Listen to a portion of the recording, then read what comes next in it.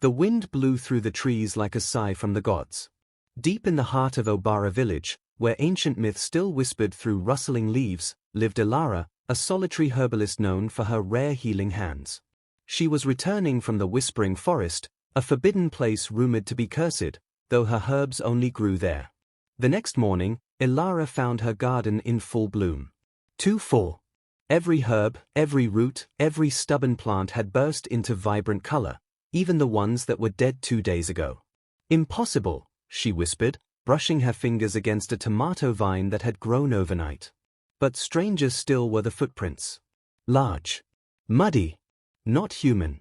They circled the cottage like a predator stalking prey. Then suddenly vanished near the girl's window. Elara's hands trembled.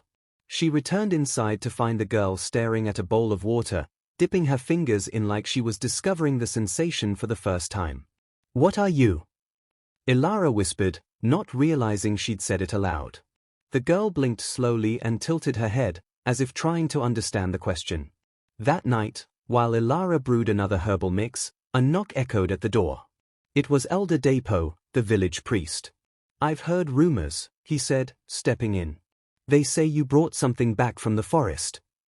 Elara stiffened. She's just a girl. She needed help. No one ever just finds a girl in those woods. You've broken the pact. Elara frowned. What pact? Dapo looked over his shoulder before whispering. The one your ancestors made to keep the forest quiet. Oh. Later that evening, while cleaning the girl's wounds from earlier, Elara pulled back her shirt and gasped. A glowing sigil, spiraling like vines, was etched across the girl's spine. It pulsed with a soft green light, fading in and out like a heartbeat. Elara reached out with trembling fingers. The moment her skin touched the symbol, her vision blurred. She stood in a forest of giants, trees as wide as houses, their trunks whispering secrets. A woman stood before her. Tall, barefoot, with vines woven into her hair. "You brought her home," the voice echoed. "Who is she?" "She is the last leaf of a dying root. And you have watered it." Elara awoke gasping. The girl sat calmly, watching her. I saw something," Elara whispered. The girl blinked once. Then placed her hand on Elara's chest. Suddenly, Elara could hear the forest outside. Breathing. Her sack was full, her feet muddy, her heart calm. But just as she stepped into the clearing near the river bend, she stopped. There, curled in the fallen leaves like a discarded doll, was a girl. Naked except for strands of moss and vines clinging to her body. Pale, fragile. Her hair, long and damp with dew. Her skin shimmered faintly in the dappled sunlight.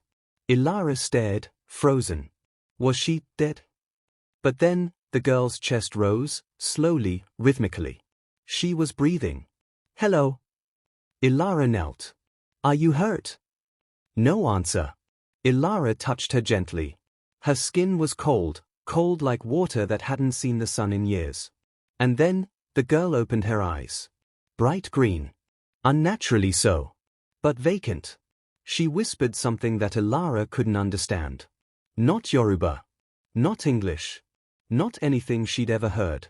Still, Elara couldn't leave her there.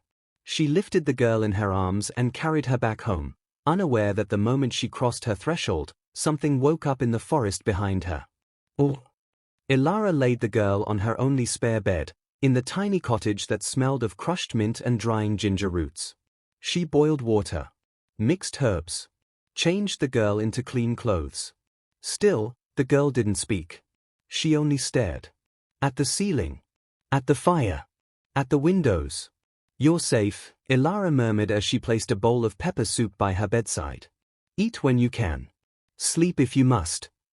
Still, no response. Elara sighed and stepped outside to gather more firewood. But as she turned to glance through the open window, she saw the girl was standing now, watching the flames dance in the fireplace with childlike wonder. Later that night, Elara awoke to something strange. A melody. Soft. Haunting. Hummed, not sung. Coming from the living room. She crept out quietly. The girl was standing near the herbs shelf, her back to Elara, humming. Moths fluttered around her as if drawn to the sound. One even rested on her shoulder. When Elara called her name, the girl turned. But her lips weren't moving. The song was coming from somewhere else. And in the shadows, something moved just outside the window. The next morning, the girl wandered out while Elara was boiling tea. By the time Elara noticed, it was too late. A small crowd had gathered near the well in the village square, murmuring. She ran. And there the girl stood, barefoot, her green eyes glowing faintly, as she touched the stone of the village well. The water began to bubble. An old woman screamed. "She's a spirit! No human glows like that!" Villagers stepped back in fear. But before anyone could act, the priest's bell tolled, loud and frantic. Someone ran up the hill, screaming, "It's Father Dapo. He's dead." They found him hanging from the church bell rope, face pale, eyes wide open in terror. No note. No sign of struggle. Just one word carved into the church door. "Remember." And the villagers turned to Elara. "You brought her." She cursed him. "You've doomed us all." Elara grabbed the girl's hand and ran. Back to the cottage. Away from the eyes. Away from the fear. But as they reached the door, the girl stopped. Turned toward the forest. And whispered, this time, in perfect English. "They started it. Now the roots will finish it." Previously, Elara, a reclusive herbalist, finds a mysterious girl near the edge of the whispering forest. After bringing her home, strange things begin to happen. Plants grow overnight, villagers whisper of curses, and the village priest is found dead with a single message, "Remember." Elara realizes the girl may not be human, and the forest has awakened. The village was in chaos. Father Dapo's death had cast a shadow over every doorstep.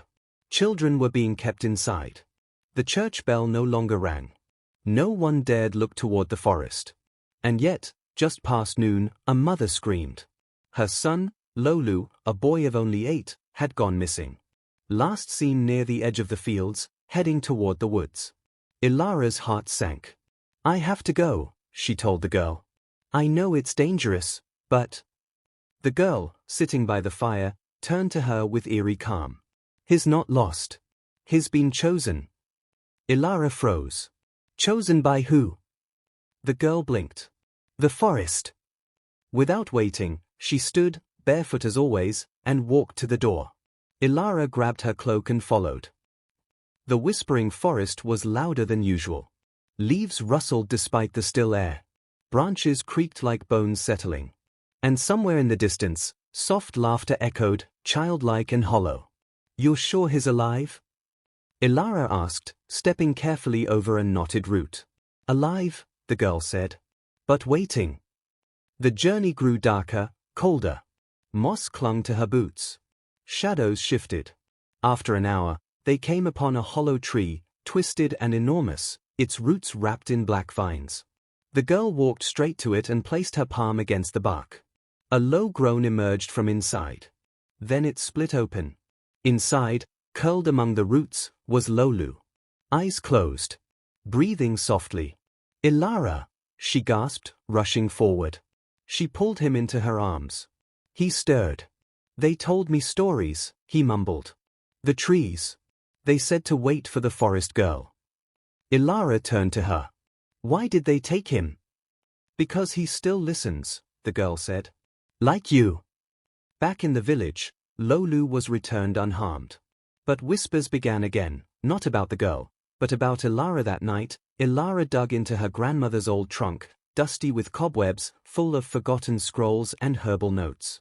She found an old, brittle journal wrapped in waxcloth. The ink had faded, but one entry stood out. "They made a pact. To betray the one who once protected us. We gave her blood for soil, and in return, our fields grew.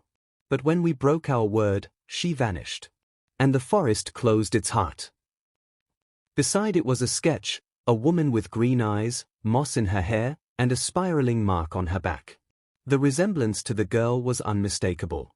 "You're her," Elara said softly, walking to the girl, who sat quietly by the window. "The guardian."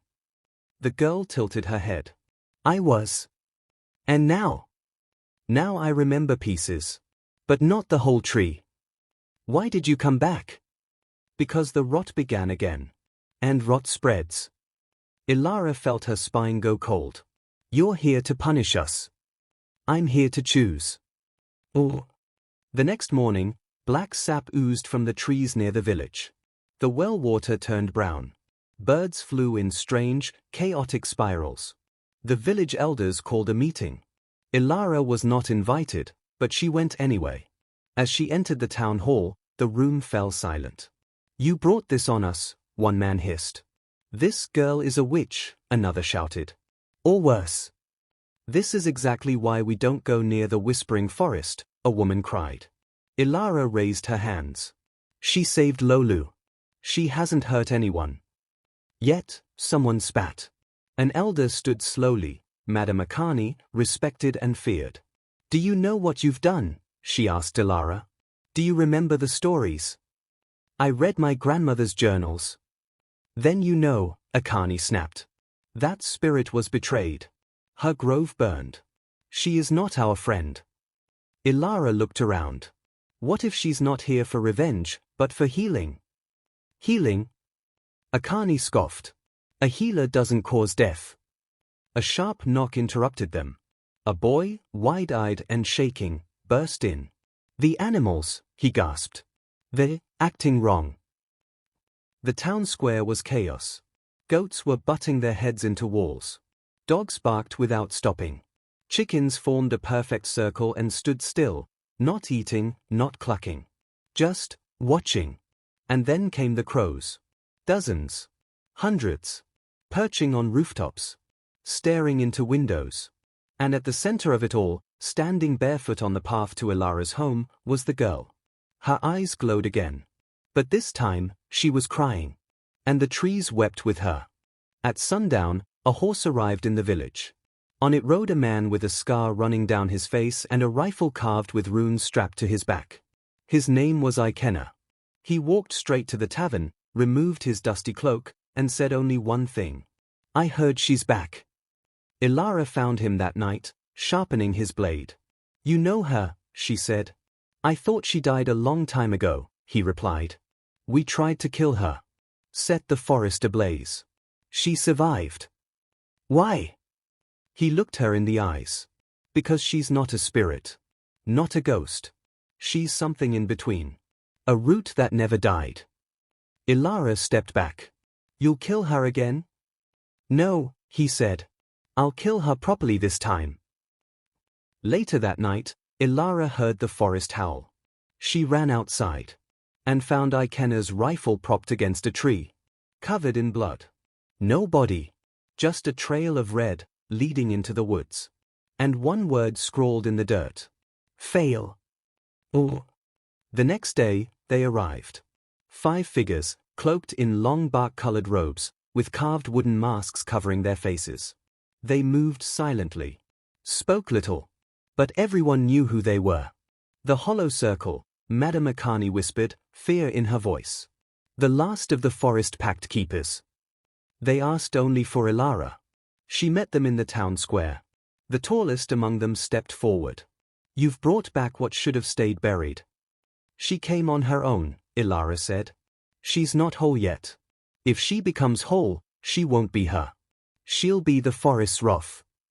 Another lowered his mask. It was Juwan. Elara's brother, long thought dead. Juwan? I never died, he said quietly. I was chosen. Like you now. Chosen for what? To decide if she lives or dies. Elara's knees weakened. No. There must be another way. He leaned closer. You have until the next full moon. If she awakens fully, the forest will devour everything. That night, Elara returned home. The girls sat by the window, whispering to the stars. They want to kill you, Elara said softly. They always did. Why? The girl turned, and for the first time, she looked sad. Because they fear what remembers them. A pale sun rose over Obara village, casting light on a place that no longer felt like home. People whispered. Doors stayed bolted. The trees leaned closer. Elara sat on her porch, eyes sunken, thoughts racing. The hollow circle had given her an ultimatum: Elara must be killed before the next full moon. The girl herself seemed different. She no longer slept. She no longer ate. She walked barefoot through the fields at night, humming softly. And wherever she passed, the earth bloomed, but animals died. That morning, 3 cows were found lifeless with vines threaded through their eyes. A young woman had vanished from her room, and only her braided hair was left on the windowsill. Elara finally snapped. "What's happening to you?" she demanded. Elara turned her glowing green eyes toward her. Her voice came like leaves in the wind. "The forest is remembering. And so am I. You said you came to choose. But all you've brought is death. Death is what they planted. I'm only the harvest." Elara clenched her fists. "You're not a monster. You saved Lolu. You cried when the trees wept." Lysara's voice softened. "I am not vengeance. I am balance. But balance can bury the guilty." That night, 4 more villagers were taken. Their empty clothes found on the forest edge. The forest had started reclaiming what was once its own. Oh. Elara stood in her grandmother's old apothecary room, searching for answers. She found a sealed scroll tucked behind a wall panel. On it, a symbol matching Lysara's back mark. She unrolled it slowly. It read: "The guardian was once one of us. A child of the soil. A girl named Lysara, born in the season of fire. She healed the sick. She spoke with roots. The forest loved her. And she loved us, until we tried to take her power. We tied her to the sacred oak. We cut her vines. We burned her grove. But she did not die. She became what we feared." Elara dropped the scroll, trembling. Lysara wasn't some ancient spirit born of the woods. She had been human. A girl betrayed by the very ancestors of Obara.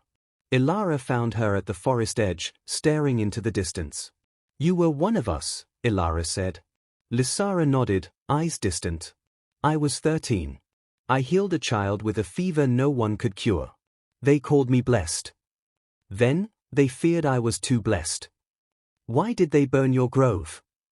"They wanted control. The elders believed I drew power from the sacred roots. They tried to take it. But the roots chose me." Her voice broke, just slightly. "I screamed for them to stop. I begged. The forest heard. And it never forgot." Elara sat beside her. "And now? Now I remember everything.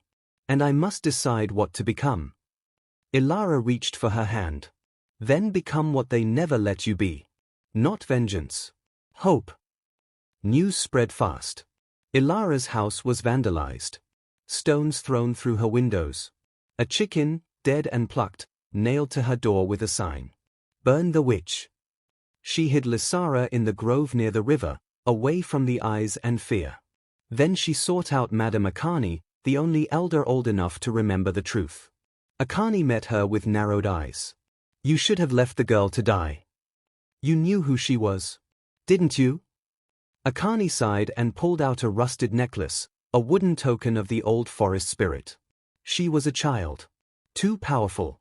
The forest made her its own. And we betrayed her. Our fathers signed the blood pact to forget her, to silence the forest. But she lived. And now?" Elara asked. "The pact is broken," Akani whispered. "Which means all debts must be paid." That night, fire spread through the fields. A boy was seen walking backward, eyes rolled white, whispering, "She is awake." And from the trees came a shape. Tall. Feminine. Glowing green. It watched the village but did not enter. Lysara. Half girl, half forest. Her skin now bark-like in places. Her hair trailing leaves. The villagers dropped to their knees in fear. And she vanished once more. Oh. The hollow circle moved fast. They planned a burning. Elara overheard the whispers in the tavern. "We draw her out with fire. Circle the river grove. Salt the roots. Trap her like before.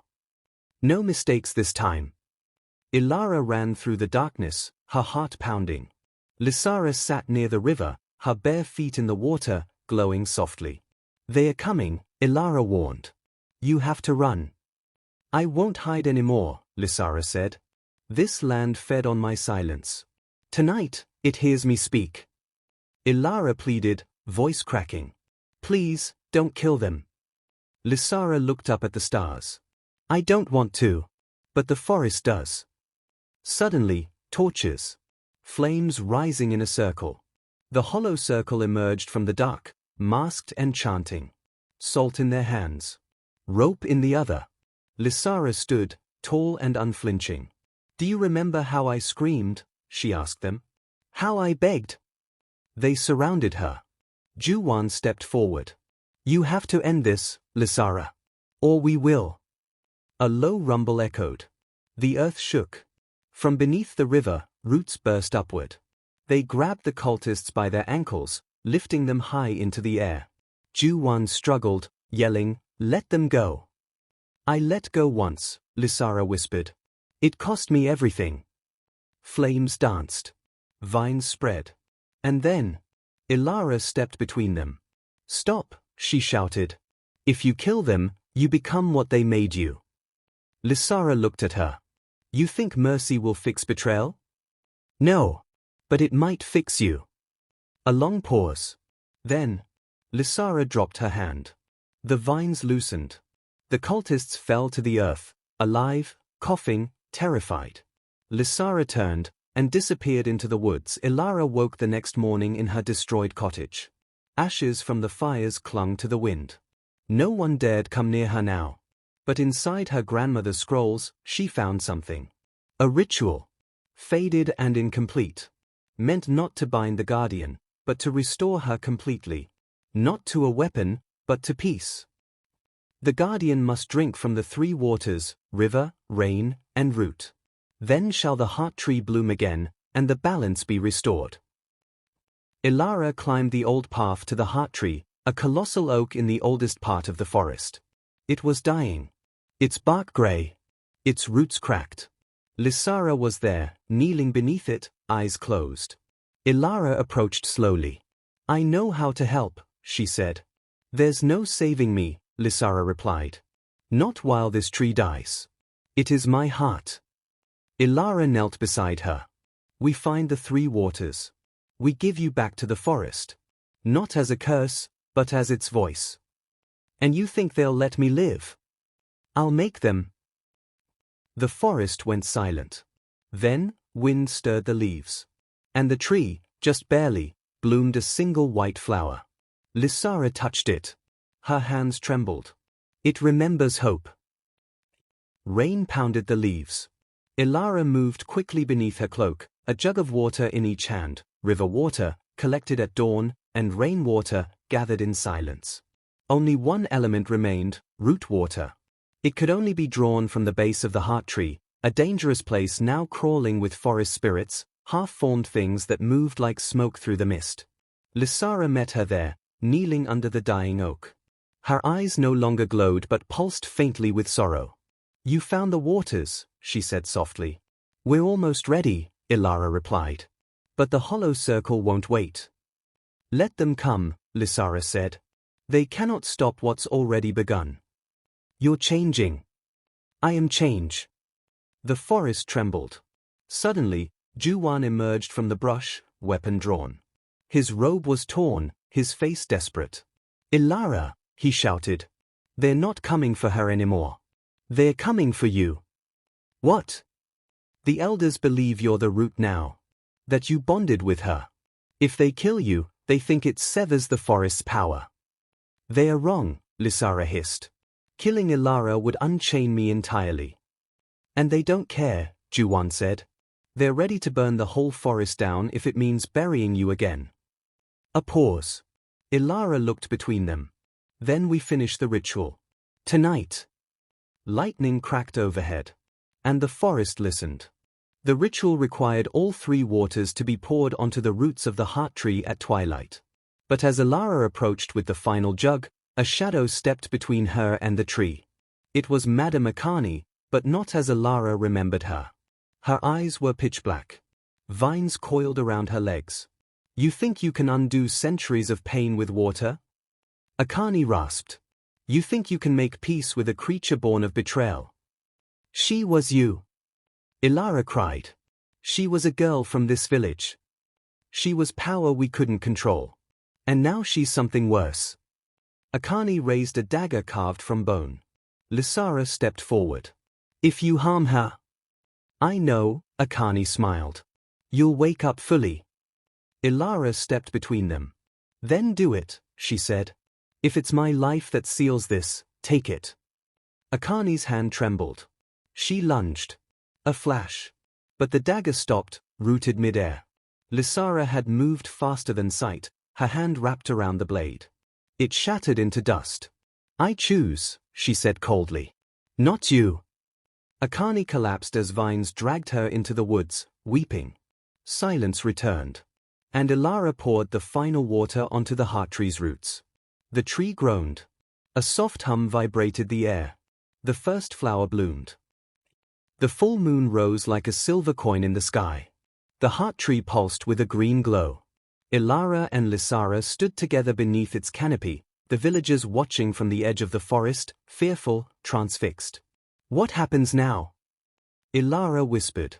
I become what I was meant to be, Lisara replied. Or I become nothing at all.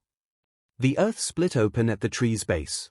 Roots writhed like serpents, coiling around Lisara's feet. Her body began to levitate. Bark crept up her arms. Her hair turned into vines. Her eyes glowed blinding green. This is what they feared, Lisara said, her voice echoing. Not death. Not rage. But a world they could not control. Wind roared. The tree bloomed fully. Elara felt her body lift off the ground, heart racing. Visions poured into her mind, memories of Lisara's life, her kindness, her healing touch, her betrayal. Her screams as they lit the grove on fire. Then, silence. And Lisara floated back to the earth. She looked human again. Weakened. Tears in her eyes. It's done. Elara caught her as she collapsed, but peace was not yet won.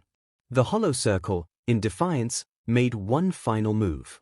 Juwan, in secret, had planted fire salts at the base of the heart tree, intending to burn the forest the moment the ritual ended.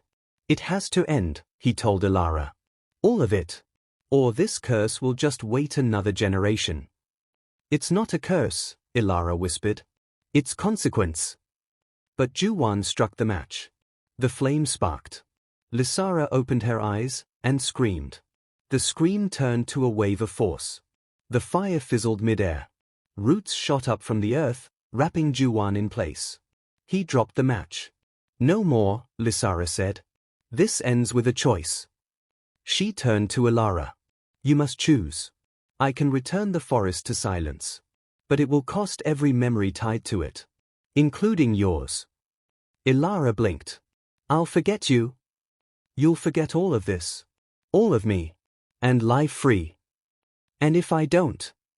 Then you stay bound to me. Forever. The village watched, holding its breath. Elara stepped forward, heart aching. Then I remember. Even if it breaks me. Lisara smiled, soft and sad. Then the forest lives. She touched Elara's forehead. Oh. 1 year later. Obara village thrives. The fields yield more harvest than ever before. Children play without fear. The whispering forest stands tall and quiet. No one speaks of the girl from the woods. Because most don't remember. But Elara does. She walks the forest daily, barefoot, whispering to roots, healing the land. They say she's different now. Calmer. Wiser. Her hands grow green when she touches the soil. Sometimes at night, villagers hear a song echoing from the woods. They say it's the forest girl. They say she's watching. Protecting. Waiting. And under the heart tree, a figure sits. Her eyes glowing faintly green. Her smile, bittersweet. She remembers. And the forest remembers her.